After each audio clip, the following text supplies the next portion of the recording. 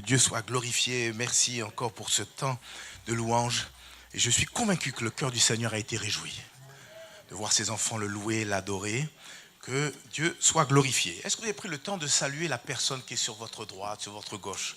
Florian, tu vas bien? Allez, je vais bien par la grâce de Dieu. Merci.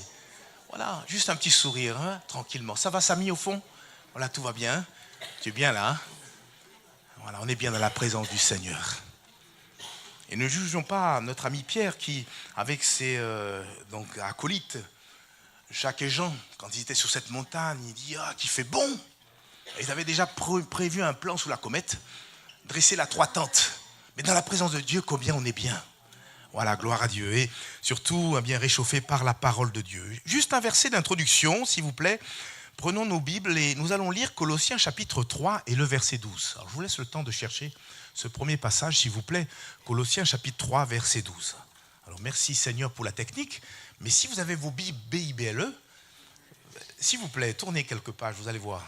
Voilà, et essayez de me repérer ce merveilleux passage dans l'épître aux Colossiens, au chapitre 3, et le verset 12. Nous lisons ensemble. « Ainsi donc, comme des élus de Dieu, saints et bien-aimés, revêtez-vous d'entrailles de miséricorde, revêtez-vous de bonté, revêtez-vous d'humilité, de douceur, de patience. » C'est pas un beau programme, ça? Et frères et sœurs, à travers ce verset, le Seigneur désire attirer notre attention sur une attitude de cœur que nous sommes appelés à manifester, j'ai envie de dire, au quotidien. Et cette attitude de cœur, c'est ni plus ni moins l'humilité. On l'a lu, hein? L'apôtre Paul nous dit clairement de nous revêtir d'humilité. Alors ce qui veut dire que l'humilité ne vient pas sur nous avec le temps. Ce n'est pas quelque chose qui prend place avec l'expérience, mais tel un vêtement, tout comme un vêtement dont on se revêt. L'humilité avant tout, c'est un choix. On choisit de se revêtir de l'humilité. Et puis c'est quelque chose qu'il faut qu'on renouvelle au quotidien. Je vais extrapoler, c'est même un vêtement spirituel que Dieu désire nous voir porter quotidiennement. Alors j'aimerais qu'on puisse progresser sur ce thème. Est-ce qu'il vous intéresse ce thème? Je me suis réjoui parce que j'ai entendu, même au travers des prières, certaines choses que nous allons retrouver dans ce qu'on va partager. Il y a même, si vous avez fait attention, la première prophétie qui a été donnée. Important de s'humilier pour qu'au temps de Dieu, nous soyons élevés. Alors peut-être une définition, commençons par le commencement, une définition simple de l'humilité. L'humilité, déjà, il faut le rappeler, ne consiste pas à se rabaisser. Il y a des gens, ils se rabaissent, ils se même dévalorisent. Ah, mais je vaux rien. Alors du matin jusqu'au soir, je vaux rien, je vaux rien. Mais on ne se rend pas compte que c'est une semence que nous plaçons dans notre cœur et qui finit par se réaliser. Attention, et puis la fausse modestie, ça aussi, c'est pas de l'humilité. Qu'est-ce que l'humilité? L'humilité, c'est tout simplement se voir tel que l'on est réellement. Alors avec nos forces, avec nos capacités, nos qualités, mais aussi nos limites, sans nous croire supérieurs aux autres. L'humilité, c'est aussi accepter d'apprendre. Qui veut apprendre? Ce matin, on est là, on est à l'école du Seigneur et je veux apprendre personnellement. C'est accepter d'apprendre, accepter de reconnaître que l'on peut se tromper. Qui ne s'est jamais trompé ici, s'il vous plaît, afin que je prenne mon carnet et qu'on prenne un rendez-vous ensemble? Parce que forcément, il y a un problème. Nous sommes tous imparfaits les uns et les autres. L'humilité, c'est rester simple dans notre manière d'être. Et je ne fais pas un pléonasme, je ne fais pas un jeu de mots, mais c'est beaucoup plus compliqué de rester simple, être soi-même. La pression, la société fait que, on est obligé de se conditionner. Mais quand on vient au Seigneur, on retrouve cette simplicité, être soi-même. C'est tellement important, hein? Soi-même, avec nous-mêmes, à l'égard des autres, et surtout à l'égard de Dieu. On le sait aussi, l'humilité s'oppose à toute forme d'orgueil, toute forme de suffisance, d'arrogance. D'ailleurs, quelqu'un a dit, c'est pas moi qui l'ai dit, l'humilité est l'antidote à l'orgueil. Vous êtes d'accord avec moi? Eh oui. Si on pousse un peu plus loin d'un point de vue biblique, l'humilité, c'est l'attitude de celui ou de celle qui reconnaît sa dépendance totale à Dieu, qui accepte et qui se soumet à la volonté divine, et surtout qui ne cherche pas sa propre gloire. S'il y a quelque chose que le Seigneur a en horreur, c'est lorsqu'on vient à s'élever, alors qu'il n'y a qu'un seul qui est digne d'être élevé, c'est Dieu. C'est pour ça que je dis que quand on se rassemble, ce qui est important, c'est jamais attirer l'attention sur soi, mais que cette attention, elle soit fixée sur le Seigneur, le Maître et notre Sauveur. S'il nous faut parler d'humilité, bien évidemment, il nous faut parler de Jésus, qui est notre modèle suprême.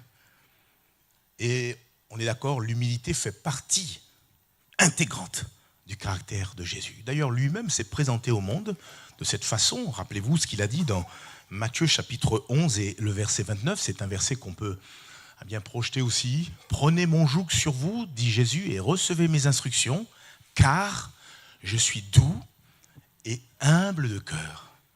Et alors, vous trouverez du repos pour vos âmes. » Et quand il fait cette déclaration, ce n'est pas seulement que des paroles dans sa bouche, c'est surtout toute une vie, tout un modèle qu'il nous a laissé quand il est venu ici-bas, quand il a marché sur la terre des hommes, c'est aussi pour nous laisser un exemple. Et on le voit du début jusqu'à la fin, Jésus a manifesté l'humilité. Lui qui était souverain sur toute chose, lui qui était, il faut le rappeler, et qui est toujours le Fils de Dieu, a fait néanmoins le choix de naître dans un tout petit village, Bethléem. Il était tellement petit, ce village, insignifiant. Mais c'est là où Jésus a choisi de naître. Et encore, dans ce petit village, il a choisi de naître dans une étable. Et vous savez aussi, comme moi, qu'il a grandi, toute sa tendre enfance, il a grandi dans un village qu'on appelle Nazareth. C'était en Galilée. Sauf que ce village, il était très pauvre et très méprisable. Les gens là-bas, il y avait très peu de croyants. Les gens étaient plutôt païens là-bas. Mais c'est là où Jésus, humblement, a grandi. Et puis on le voit un peu plus tard dans son ministère. À un moment donné, il sort de table. Alors moi, c'est une histoire qui est surréaliste. Il sort de table, il prend un linge de serviteur et il va commencer à laver les pieds de chacun de ses disciples. Moi, ça me dépasse. Celui qui a créé le ciel, la terre, le voilà, faire le tour de table et nettoyer les pieds des uns et des autres. Frères et sœurs, si on n'a pas l'humilité, on ne fait même pas ça. On n'y pense même pas. Mais lui, le créateur du ciel et de la terre, non seulement il s'incarne dans une chair comme la nôtre, mais il donne un exemple suprême. Il vient et il lave la partie la plus sale. À l'époque, puisqu'on était en sandales, on n'avait pas les chaussures bien fermées d'aujourd'hui. Et il nettoie les pieds de chacun. Écoutez l'exemple, voyez l'exemple, projetez-vous sur cet exemple d'humilité que le Seigneur nous laisse. Et le comble à tout ça, lui, Jésus, le Fils de Dieu, par amour pour chacun d'entre nous, il a accepté de mourir sur une croix comme un vulgaire criminel. Waouh! On peut avoir un petit temps de silence, de méditation sur ces choses. On passe trop vite sur ces choses-là. Parce que rappelez-vous qu'à ce moment-là, il était parfaitement Dieu et parfaitement homme. Et poussé par le Saint-Esprit, l'apôtre Paul sera dire la chose suivante dans Philippiens chapitre 2 et du verset 5 jusqu'au verset 8.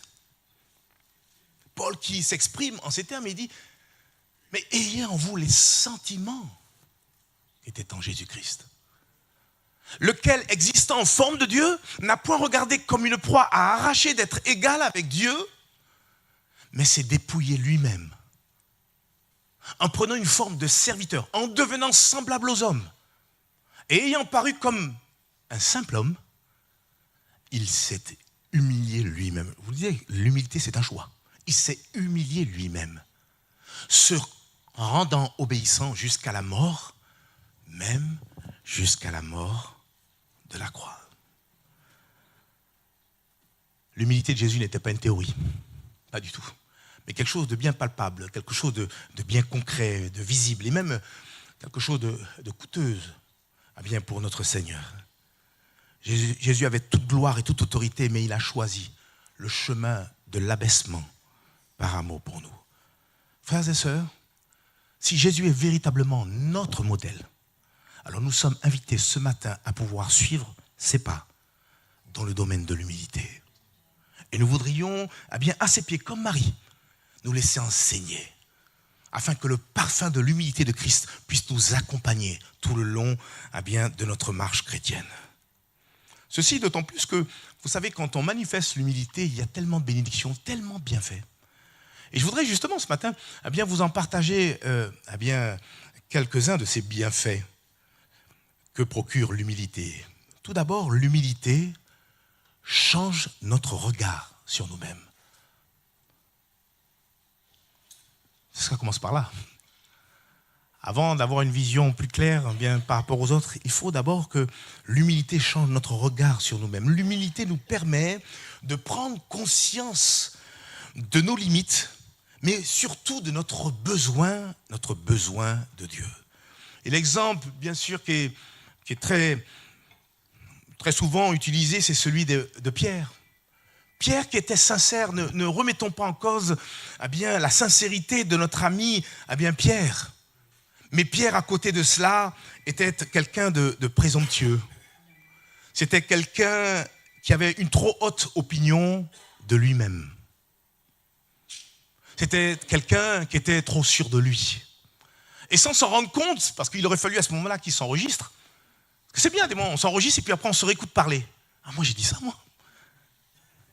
Je vous donne juste un extrait. Matthieu chapitre 26, versets 33 à 35. Jésus est en train d'expliquer à ses disciples que bientôt il va être arrêté et il va connaître la mort, la crucifixion. Et puis c'est alors que Pierre prend la parole. Lui, il dégaine plus vite que son ombre. Pierre, prenant la parole, lui dit « Quand tu serais pour tous une occasion de chute, tu ne le seras jamais pour moi. » T'es sûr, c'est jamais là. Le Seigneur, il nous a dit, il ne nous abandonnera jamais. Mais nous, nos jamais, ils sont un peu douteux. Mais il nous dit fort, tu ne le seras jamais pour moi. Verset 34, Jésus tranquillement lui dit, je te le dis en vérité, cette nuit même, avant que le coq chante, tu me renieras 3 fois. Pas une fois, 2 fois, 3 fois. Et monsieur Pierre lui répondit, quand il me faudrait mourir avec toi, moi, je ne te renierai pas. Et en plus, dans son engouement, il embarque tout le reste des disciples. Et tous les disciples dirent la même chose. Et je vois Jacques Jean, ouais, nous aussi, ouais. Pourtant, quelques heures plus tard, vous savez ce qui s'est passé. Pierre renia 3 fois le Seigneur après le cri du coq. Et on sait aussi la suite.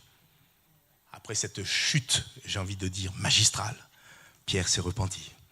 Et qu'est-ce qu'a fait le Seigneur ? Le Seigneur l'a relevé. Le Seigneur l'a restauré. Vous ressentez le cœur du Seigneur. Et c'est à travers cet échec, j'ai envie de dire que Pierre a pu apprendre ce qu'est l'humilité. Il s'est revêtu de l'humilité. Et par la suite, Dieu a pu l'utiliser comme un puissant apôtre. Alléluia, que Dieu soit béni. L'expérience de Pierre me fait penser à ce verset qu'on retrouve dans l'Ancien Testament. C'est dans le psaume 119 et le verset 67. Peut-être l'avez-vous déjà lu, ce passage. On ne sait pas qui est l'auteur du psaume 119. Certains disent que c'est David, le roi David. On ne sait pas. Mais en tout cas, ce que je sais, c'est que cet homme était fortement attaché à la parole de Dieu. Et cet homme, qu'est-ce qu'il dit au verset 67 ? Avant d'avoir été humilié, je m'égarais. Maintenant, ce maintenant indique un changement. Maintenant, j'observe ta parole. Quand je lis ce passage, je pense à notre ami Pierre. Avant d'avoir été humilié, il s'égarait. Il était dans la présomption, il était peut-être même un petit peu dans l'orgueil. Et il a connu ce qu'il a connu. Et là, il a revêtu ce manteau d'humilité.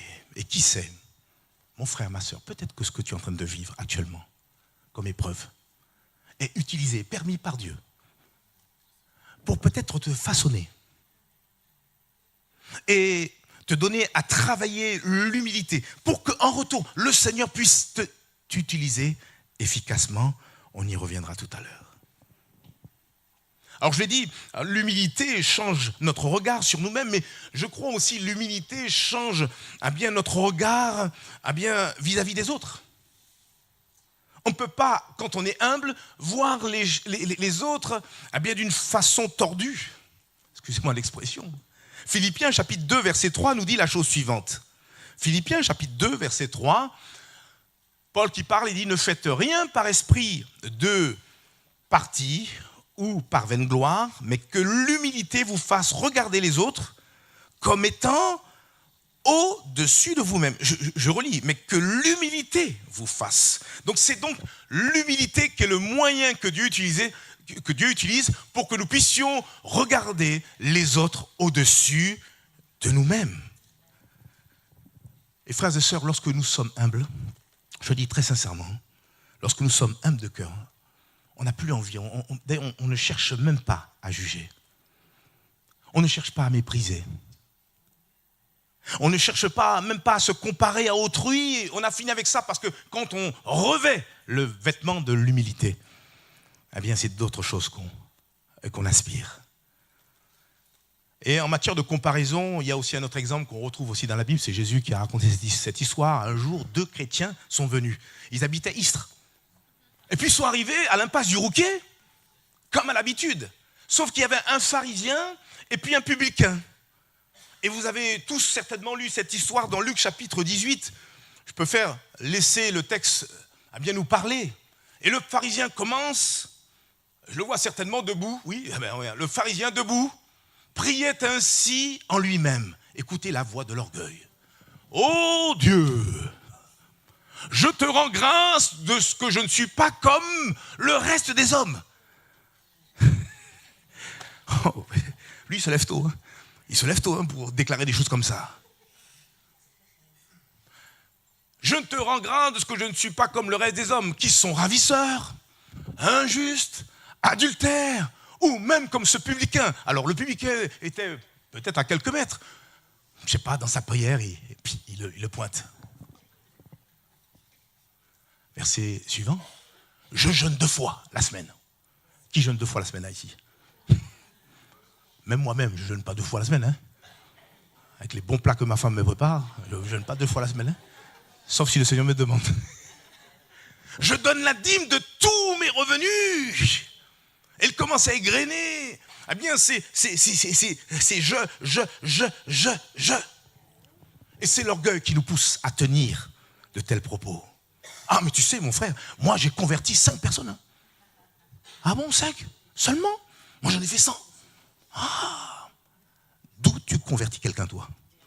Et si tu arrives à convertir quelqu'un, moi j'ai quand même des craintes. Hein. Tu vas faire des prosélytes, mais tu ne feras jamais des enfants de Dieu.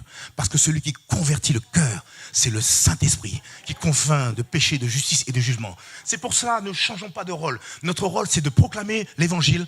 Et vous verrez ceux et celles qui doivent hériter du salut, le Seigneur, il s'en occupe. Car avant même que tu sois en contact avec ces personnes, le Seigneur était déjà en train de les chercher. Tu es juste un maillon.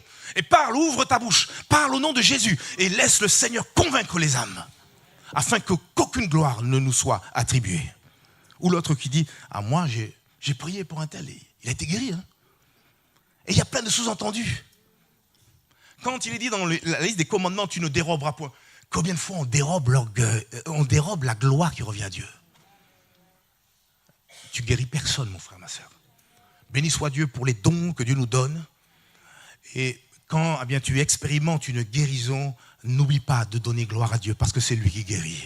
Je suis l'Éternel qui te guérit de toutes tes maladies. D'ailleurs, il est dit, Paul qui dit, qu'as-tu que tu n'aies reçu? Et si tu l'as reçu, pourquoi te glorifies-tu comme si tu ne l'avais pas reçu? Tout don parfait descend d'en haut, du Père des Lumières, chez lequel il n'y a ni changement, ni ombre de variation. Alors je reviens à mon texte. Posons-nous la question. Comment regardons-nous nos frères et sœurs? Il y a une personne dans sa prière qui parlait de ça. Le regard, même deux, si vous avez été attentif. Comment je regarde? Il y a même une prophétie qui a parlé de ça. Comment regardes-tu ton frère ou ta sœur? Les regardons-nous d'en haut? Parce qu'il y a une caste de chrétiens qui rentrent, qui ont leur petit fief. Ils saluent les personnes qui, à leurs yeux, sont dignes et négligent les autres. Ah, mais qu'est-ce que j'ai horreur de ça? Nous sommes tous au même piédestal, sauvés par grâce, frères et sœurs. Et on a une richesse en découvrant le frère, la sœur. Plus il est différent de toi, plus tu as beaucoup à apprendre de lui. Seigneur, ouvre mes yeux, que je vois comme toi tu vois.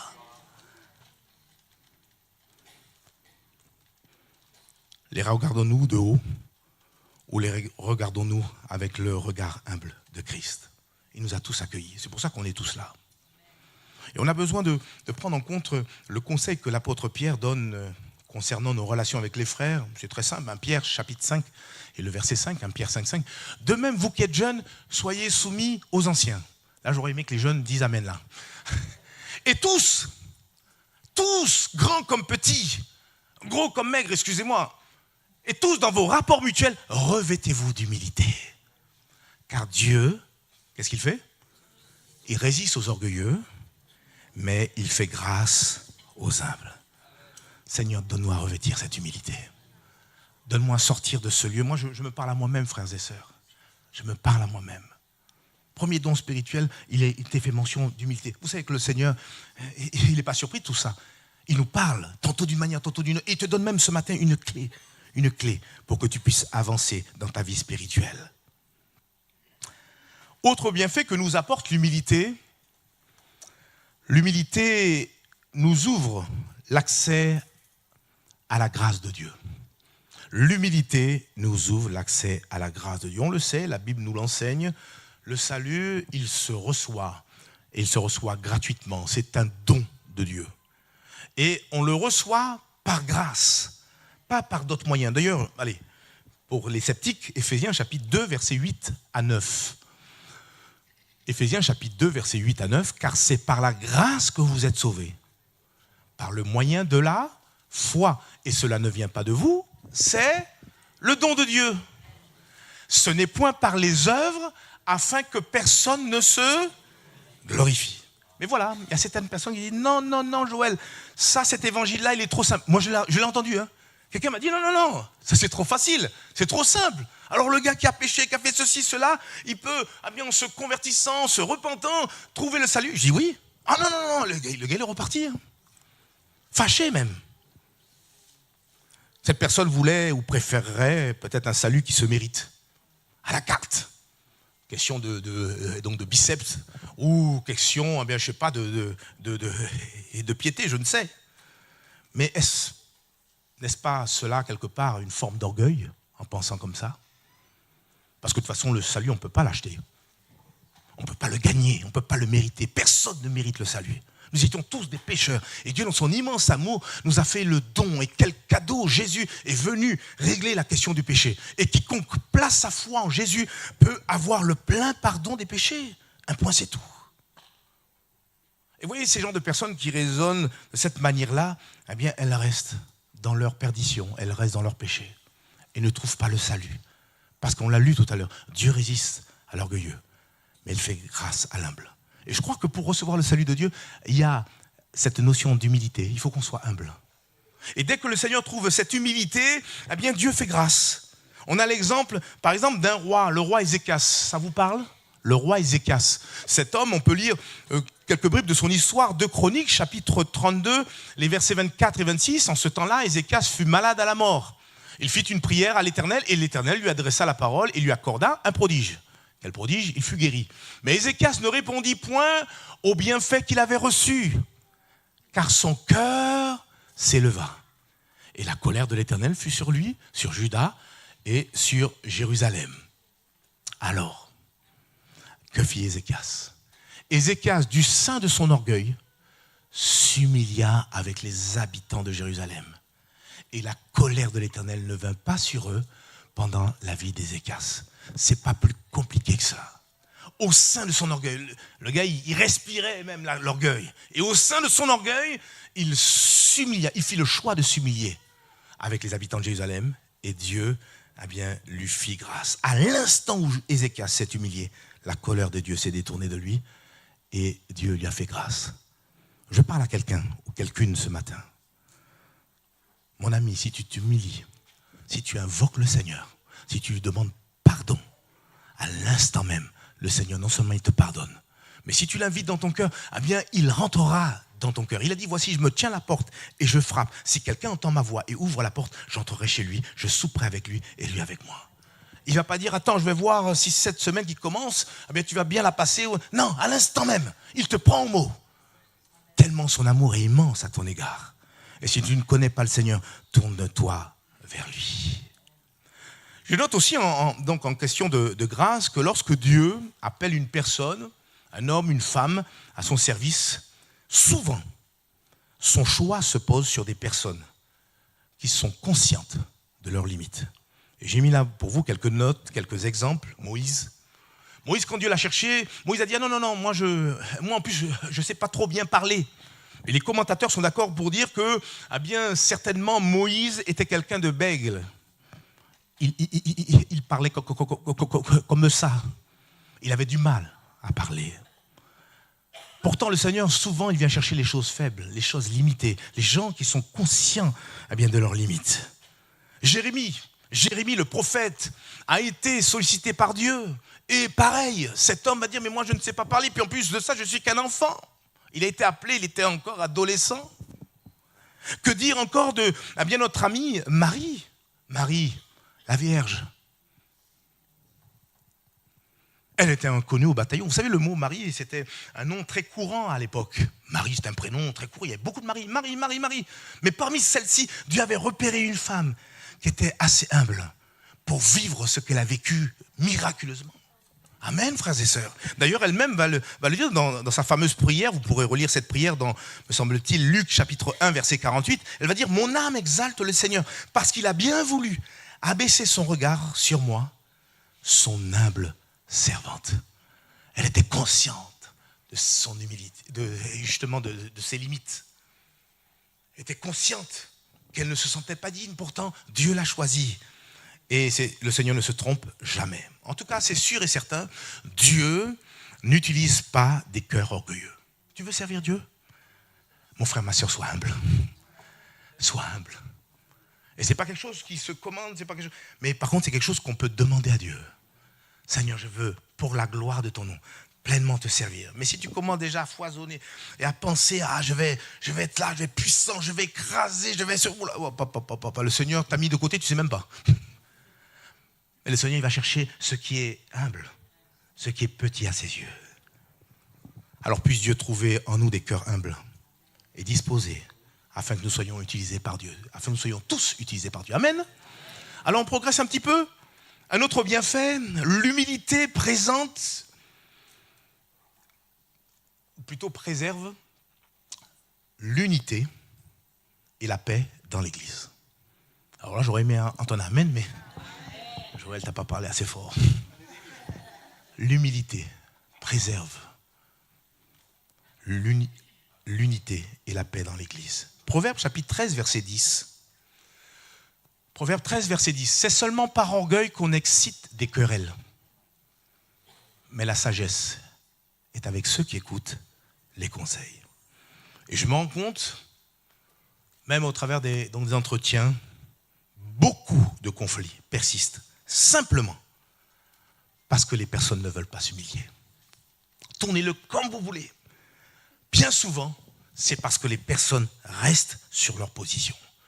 Et j'ai avec moi une image, je ne sais pas si tu peux rapidement la projeter.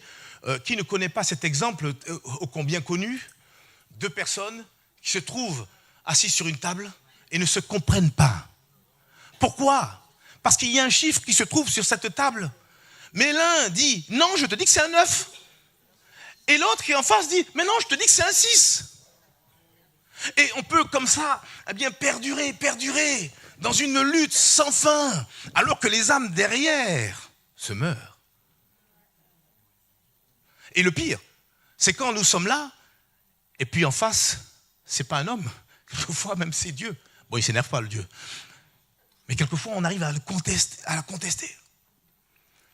Et quelle est la solution pour un cas comme celui-ci, si ce n'est, à un moment donné, j'ai envie de dire le plus humble des deux, puisse se lever et quitter sa position, quitter sa perspective pour rejoindre l'autre et regarder le point de vue, mais de l'autre côté. Et c'est là on dit, mais finalement, parce que les deux ont raison finalement. Ou non?